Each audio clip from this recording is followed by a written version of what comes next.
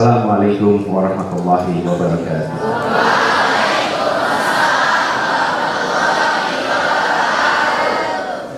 Alhamdulillahirabbil alamin. Wassalatu wassalamu ala asrofil anbiya'i wal mursalin sayyidina wa habibina wa maulana Muhammadin wa ala alihi wa ashabihi ajmain, amma ba'du. Malam hari ini sungguh bersyukur kita diberikan nikmat sehat oleh Allah untuk sama-sama bisa bersilaturahmi, dan saya bersyukur sekali walaupun tertunda sebulan bisa menyaksikan, jadi ikut saksi sama-sama 99 tahun perjalanan Diniyah Putri Padang Panjang. Kalau boleh saya bercerita sedikit, Ibu Jini dan semua di sini. Saya pertama kali datang ke Padang Panjang, bukan pada Lembaga Diniyah Putri ini, dikenalkan oleh Pak Fazli Jalal. Pada waktu itu saya bertugas sebagai rektor, kemudian Pak Fazli Dirjen Pendidikan Tinggi. Beliau mengumpulkan semua rektor di Bukit Tinggi. Saya dapat tugas waktu itu untuk menceritakan tentang program beasiswa di situ. Dan Pak Fazli bilang harus mampir ke Diniyah Putri Padang Panjang. Jadi dari Bukit Tinggi kami langsung ke Diniyah Putri, bertemu dengan Ibu Zizi waktu itu, dan sebuah keterpesonaan yang tidak ada batasnya. Iya. Karena kemudian saya seperti tersambungkan dan seperti dapat penjelasan mengapa di Sumatera Barat ini lahir begitu banyak pribadi-pribadi hebat, karena dari ibu-ibu yang luar biasa dan didikan dari tempat ini. Tadi diceritakan ibunda dari Pak Taufik Ismail, Ibu Nur, yang menjadi pembaca berita RRI pertama, bahasa Arab ya. Kebetulan Allahyarham Pak Taufik Ismail dengan kakek kami itu bersahabat di Jogja sama-sama. Di Jogja sama-sama, beliau juga Pekalongan di Jogja, berjuang sama-sama, dan persahabatan itu lintas generasi. Jadi sekarang ibu saya dengan Bu Ati itu kemana-mana bareng-bareng. Kalau jalan-jalan juga sama-sama. WA-an juga terus. Saya dalam monitoring jarak dekat dengan Bu Ati ini.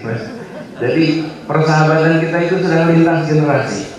Tapi saya ingin sampaikan kepada semua, setelah saya bertemu pertama kali dengan pendidikan di Diniyah Putri Padang Panjang, saya dapat kesempatan untuk membaca lebih jauh sedikit tentang Ibu Rahma Indonesia. Dan kemudian kita sama-sama di istana pada waktu itu. Ini Bu Zizi dan seluruh keluarga besar Diniyah Putri Padang Panjang, ini adalah sebuah janji negara yang belum tuntas, menjadikan Ibu Rahma Indonesia sebagai pahlawan nasional. Itu harus kita tuntaskan, karena seharusnya sudah terjadi 2012, betul? Harusnya sudah terjadi 2012, dan kemudian tertunda. Insya Allah satu saat nanti bisa disegerakan menjadi pahlawan nasional. Karena murid-muridnya, bahkan kalau di Jakarta, salah satu jalan protokol paling menonjol itu namanya Jalan Rasuna Said. Rasuna Said. Saya pernah ngecek, banyak yang mengira Rasuna Said itu laki-laki. Iya, HR Rasuna Said. Dan ini harus kita dorong. Jadi kami melihat peran dari Diniyah Putri ini dimulai dengan kegemilangan Ibu Rahma Indonesia yang berhasil membukakan mata dunia. Bagaimana Al-Azhar pada tahun 57 kemudian mulai membuka program untuk perempuan. Sesudah berapa tahun Al-Azhar itu? Sesudah 960 tahun lebih, universitas itu hanya laki-laki. Dari Padang Panjang dibukakan pintu untuk perempuan dunia dan kembali. Jadi sekalian, sebuah perjalanan gemilang di masa lalu. Nah, biasanya kalau kita datang di sebuah organisasi yang usianya panjang, maka diceritakan masa lalunya. Bahkan kalau kita lihat foto-fotonya, lihat saja organisasi kemasyarakatan, lembaga-lembaga pendidikan yang usianya panjang, biasanya diceritakan masa lalunya. Kalau yang banyak diceritakan ada masa lalunya, maka organisasi itu sudah tua. Tapi tadi kita menyaksikan 13 menit lebih yang diceritakan adalah masa depannya. Itu artinya apa? Artinya 99 tahun itu tidak dianggap sebagai usia yang tua, itu dianggap sebagai usia awal. Insya Allah masa pengabdian ini yang Putri Padang Panjang ini jauh lebih panjang lagi ke depan. Karena ini santri-santri semua di belakang ini, mereka semua tadi Bu Zizi menggambarkan betapa mereka dipersiapkan. Inilah salah satu kehebatan lembaga pendidikan itu, harus terus-menerus belajar. Kalau lembaga pendidikan itu tidak mengalami pembelajaran terus-menerus, dia menjadi bagian dari masa lalu. Dan saya rasa di yang Putri ini yang penting kita ambil hikmahnya buat lembaga pendidikan lain, bukan sekedar hebatnya di masa lalu, tapi kemauannya untuk belajar terus-menerus. Adopsi dari project based learning. Berapa pesantren yang menggunakan project based learning secepat di Niang Putri ini? Ini salah satu yang paling awal mungkin menerapkan project based learning di sini. Jadi buat adik-adik semua yang sekarang sedang menjadi santri, Anda harus tengok ke depan, karena Anda punya masa depan lebih banyak daripada masa lalu. Sebagian dari kita lebih punya banyak masa lalu daripada masa depan. Kalau Anda lebih punya masa depan daripada masa lalu. Jadi tadi mendengarkan apa yang sudah disampaikan Bu Zizi, sambil menyimak, saya sambil berpikir, apalagi yang perlu dilengkapkan ketika sudah amat lengkap yang disampaikan. Nah, ada lagi yang perlu dilengkapkan, sudah semua disampaikan. Dan betapa ini menengok ke depan. Jadi buat, kalau boleh saya sampaikan sedikit buat adik-adik semua, ingatlah Anda warga 3 wilayah. Anda adalah warga Padang Panjang, Anda adalah warga Indonesia, dan Anda adalah warga dunia.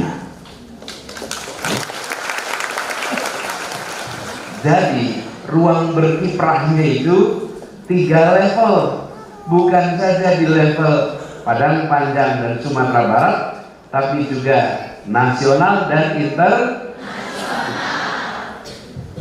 Dan tadi sudah diberikan pesan menarik sekali, silahkan pergi kemana saja. Memang benar, kita menyaksikan anak-anak kita dididik di tempat ini, lalu dididik lagi di dunia internasional, tapi kemudian ujungnya kembali ke tanah air dan memajukan umat, memajukan negeri. Itulah sebabnya saya sering membayangkan dan saya merasakan bahwa pesawat terbang memang bisa membawa badan kita jauh dari tanah air, jauh dari ibu pertiwi, tapi hati dan pikiran tidak akan pernah bisa dibawa terbang oleh pesawat apapun yang ada di tempat ini. Dan bisa. Hati pikiran selalu akan kembali ke Indo. Nah, buat adik semua, buatkan mimpi yang tinggi. Tadi saya mendengar mau belajar di mana, ke Mesir, ke Maroko, semua tempat-tempat. Itu jadikan itu mimpi itu. Jadikan sebagai cita-cita dan nanti dilampaui mimpi itu. Jadi kalau kita melihat apa yang sudah dikerjakan di Niang Putri ini, insya Allah perguruan ini bukan saja bisa mengikuti perkembangan zaman, tapi insya Allah bisa melampaui perkembangan zaman. Dan buat para guru, karena namanya perguruan ini, mana guru-gurunya di sini? Nah, ini guru-gurunya sebagian. Apa kabar ibu-ibu? Guru-gurunya semua ibu ya? Mana bapak-bapaknya? Nah, lumayanlah ada yang menyelamatkan bapak-bapak.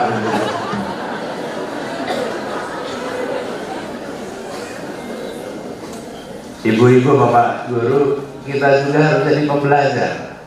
Masalah utama dari kita yang mengajar itu seakan-akan kita sudah tidak perlu belajar. Padahal kita semua harus terus-menerus menjalani pembelajaran. Dan kalau boleh saya titip, ada 4 kira-kira. Jadi guru yang mengajar, guru yang mendidik, guru yang menginspirasi, dan guru yang menggerakkan.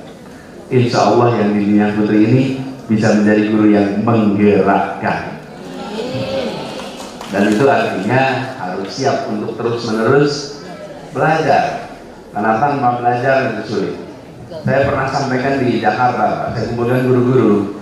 Saya tanya, Bapak Ibu guru, kalau ditanya Bapak Ibu guru, berapa guru yang diingat ketika dulu pernah belajar?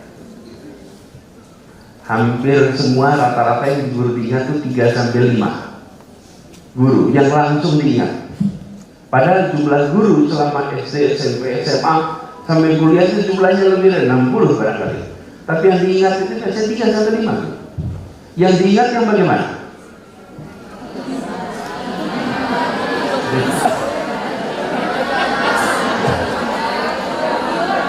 Nah ini dia. Yang diingat itu yang menyenangkan atau menyebalkan?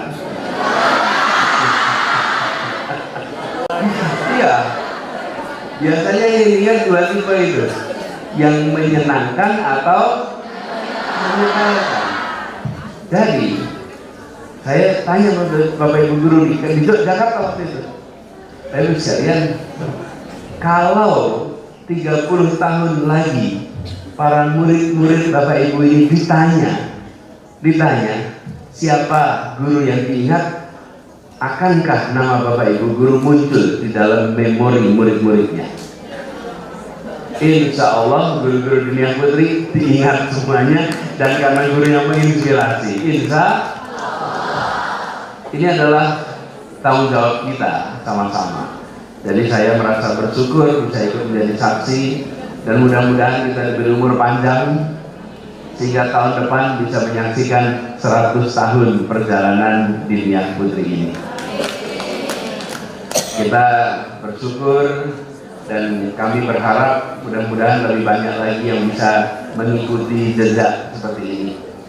Kami mungkin Bu Zizi tidak tahu, tapi saya sering sekali hampir kemana saja menceritakan tentang Dunia Putri ini. Kenapa? Karena kalau ditanya kontribusi besar dari umat Islam itu tidak boleh hanya sebatas wilayah Indonesia saja. Dan yang lahir di tempat ini selain Ibu Rahma Yunusya, ada seorang namanya Muhammad Natsir. Dan Muhammad Natsir ini di dalam perjalanan hidupnya bukan hanya dihormati di Indonesia, tapi dihormati di seluruh dunia. Beliau memimpin Rabithah Alam Islami, dan Rabithah Alam Islami ini bentangannya seluruh dunia.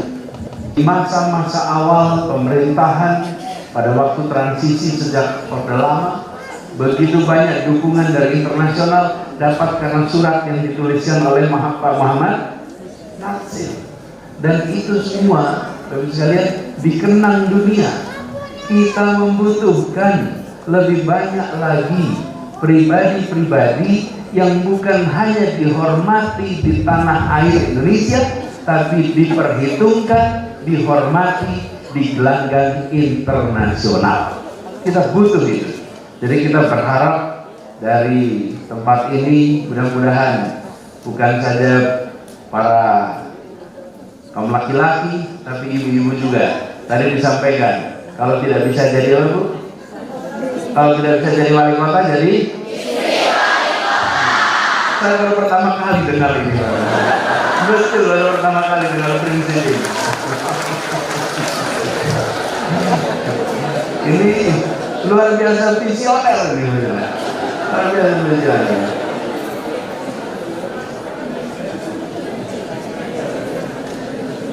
Saya jadi ingat sebuah lelucon, Bu. Ini lelucon, Bu. Tapi saya tidak tahu faktual atau tidak. Satu ketika Presiden Amerika Serikat naik mobil dengan istrinya, berhenti di sebuah pompa gas, apa namanya? Pompa bensin. Nama presiden itu Bill Clinton dan istrinya namanya Hillary. Setelah selesai mengisi bensin, lalu Hillary bilang sama suaminya Bill Clinton, itu yang jual bensin itu dulu bekas pacar saya waktu SMA, kata dia. Terus Bill Clinton bilang sama istrinya, untung kamu nggak jadi kawin sama dia. Oke? Kalau kamu kawin sama dia, jadi istrinya tukang bensin. Dijawab Hillary, oh enggak, kalau saya kawin sama dia, dia jadi presiden Amerika Serikat.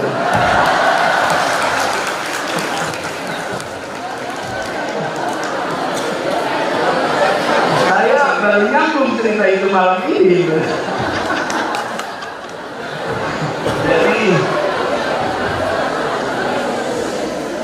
Jadi yang muncul dari sini para lulusan yang bisa menjadi pemimpin dan juga bisa memfasilitasi pemimpin untuk tumbuh, insya Allah. Jadi buat semuanya saya ingin sampaikan terima kasih malam hari ini bisa mendapatkan sambutan yang luar biasa.